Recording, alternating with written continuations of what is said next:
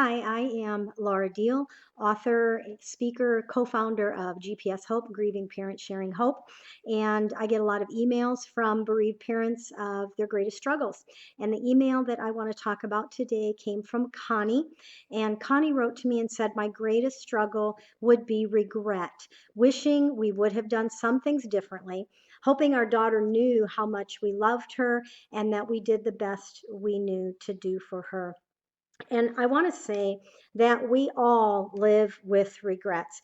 Looking back behind us in life is so much easier to see things clearly than when we were in the moment or even in the lifetime of our child.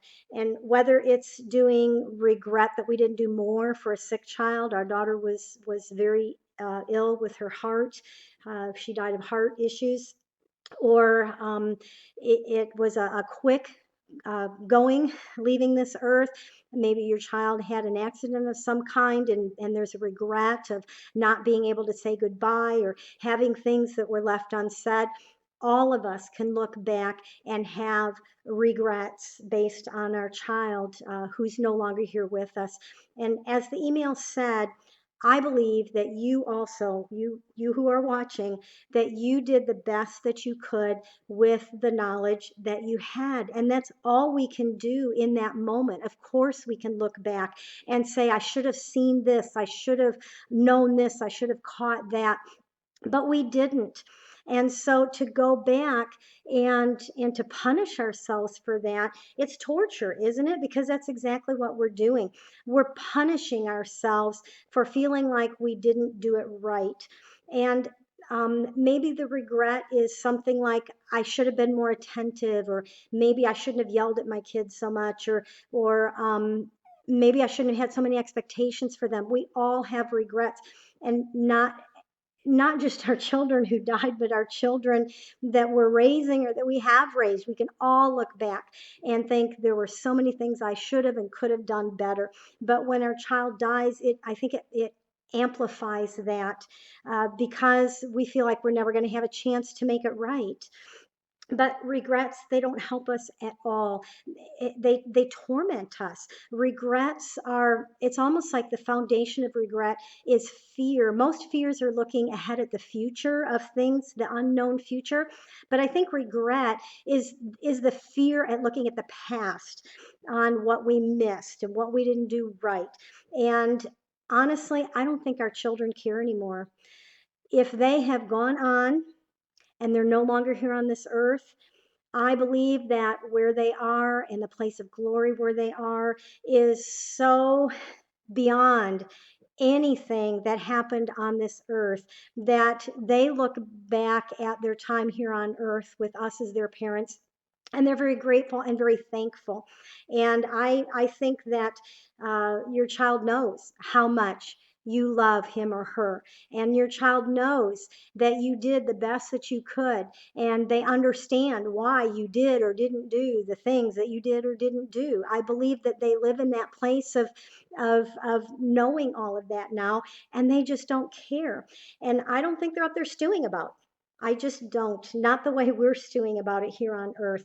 And I don't think that our children want us to hold those things against ourselves, uh, although having hanging on to all of these regrets.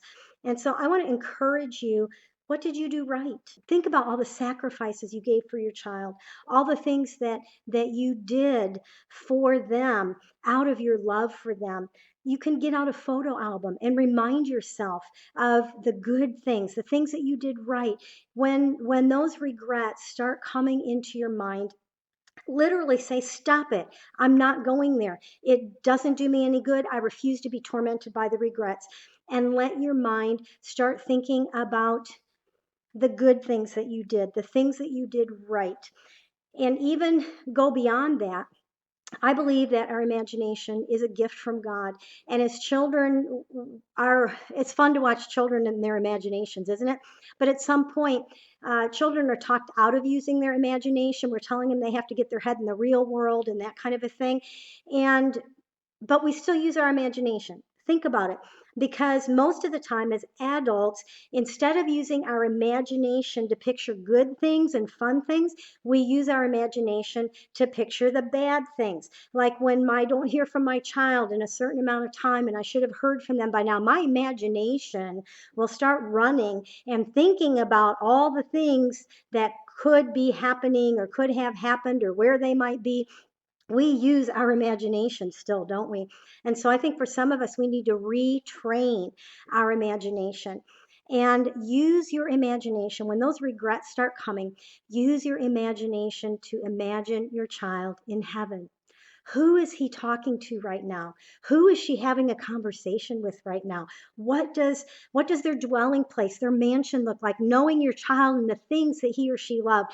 What are they picked? What's their mansion look like? What's in it? That dwelling place that Jesus says, I'm going to prepare a dwelling place for you. What does your child's dwelling place look like? Just their excitement of being able to show you the things that are there and to show you your own dwelling place, your own mansion, and to introduce you to people in heaven that they've already been talking to. And think about someone like the Apostle Paul or Moses coming up to you and saying, oh my goodness, you're so and so's mom. I need to tell you what they did the other day.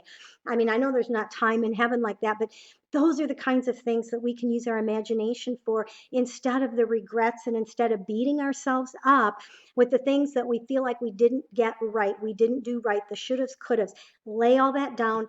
Choose to let it go. Tell yourself to let it go and begin to use your God given gift of imagination for good things and remind yourself about what you did right.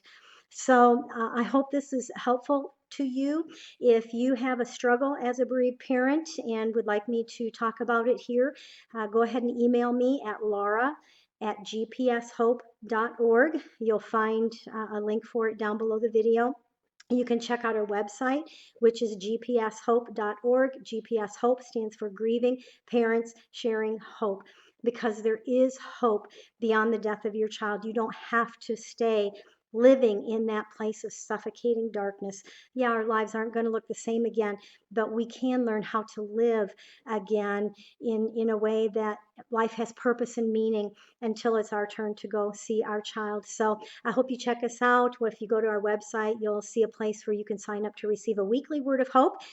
Join 1,000 more other parents who receive that. If you sign up for it and don't like it, just unsubscribe. No big deal if it's not for you. So I hope this was helpful for you. And remember, don't allow those regrets to grip your heart and torture you. Choose to push those things aside and to force yourself to think about the good in the past and the good yet to come.